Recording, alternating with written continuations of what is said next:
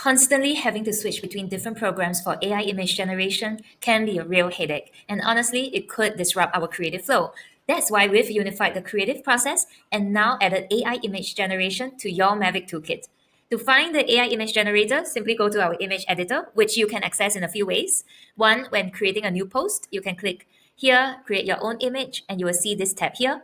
Or when generating a social post, or when you're editing your social post, you will find it within our image editor here.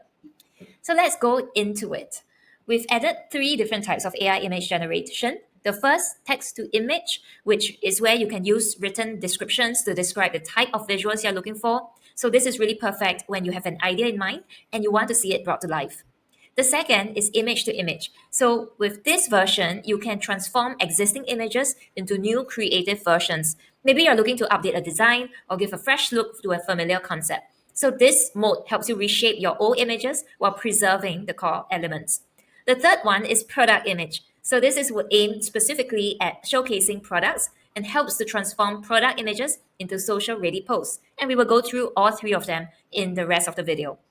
Let's start with text to image. So besides the prompt part and choosing the aspect ratio that you need, we also have a few different configurations. The first one is output quality. A higher value results in sharper, more detailed images, but may increase processing time. Lower values can generate images faster with less detail, which could be useful for quick drafts and previews. So the default setting is 80. The second is guidance. So for this, it controls the alignment of the generated image with your input text prompt. So we have a default of 3 and it goes up to 10. With a higher value, we will get a stronger emphasis on keeping the generated image closely aligned with the text. If you reduce this value, you will allow for more creative freedom, potentially resulting in more abstract visuals. Next, the number of inference steps. So over here, this determines the level of detail and refinement through iterations of processing. So it starts from a minimum of 1, goes up to 50, the default is 28. More steps typically enhance the image quality, producing more refined and accurate visuals, but it will take a longer processing time.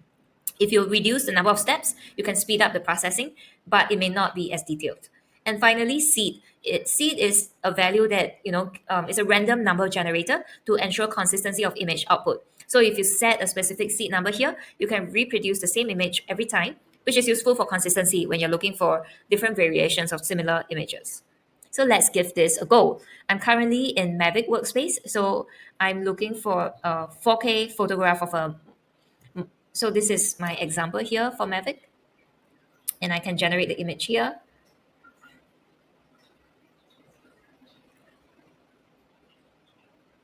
And here I have the image, which I can use. And that's it for text to image.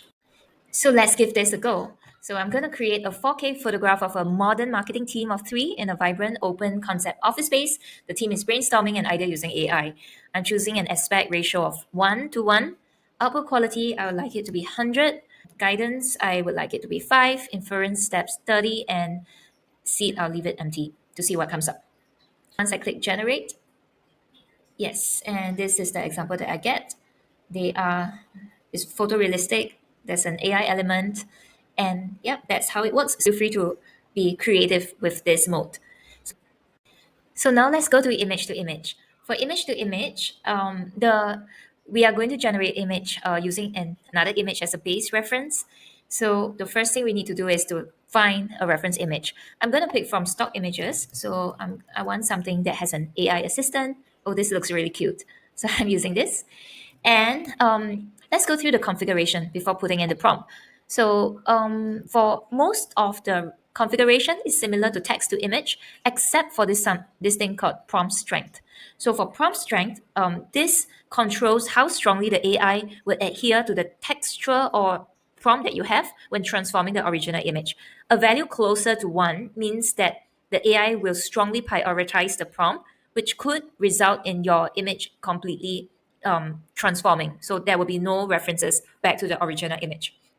A value closer to 0 will allow the AI to retain more of the original image characteristic and has subtle changes, which also could mean that you don't see any changes to the base image at all. So the default is 0.8. And in this example, I will go through 2 prompts so you can see the difference between 0.8 and 1. So with this image, I would like to have a 4K photograph of a humorous robot thinking of marketing ideas. I'm going to increase the inference steps and generate the image here with a prompt strength of zero point 0.8. So it's done. So this is the image that I get. As you can see, it's quite different from the base image. And now I'm going to generate another one at zero point 0.5 strength. And here you can see it's very similar to the base image, except that now the robot has a bit of expression on it, so it also looks really cute.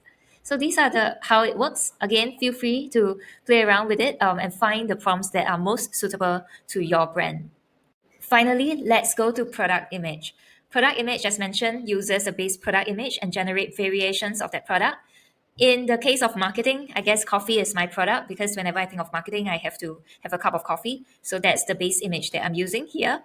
Let's go through the configuration because it is slightly different from the text to image and image to image modes. So here we can put in the prompt for what the image should be. Then we can also put in negative prompt. Here you specify elements you want to avoid in your generated images like low quality or out of frame or illustration, etc., etc. This can guide the AI to exclude these traits, ensuring that the output remains focused on realistic and directly usable product images. You can then you can then select the number of output images that you want from 1 to 4. um, just take note that each output image will cost 1.5 credits. You can decide the scale from 1 to 4. So a higher scale means that it's a larger image and a smaller scale means it's a smaller image. I am going to pick 3.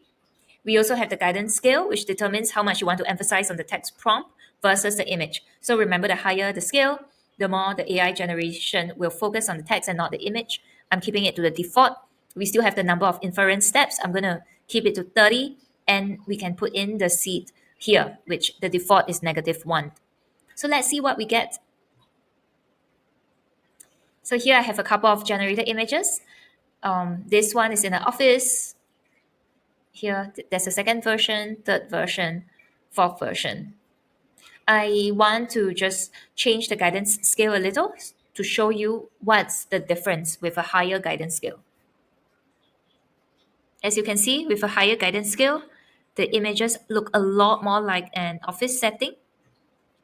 And that's how you can use the different configurations or your prompts to find the best output that you want when it comes to generating images.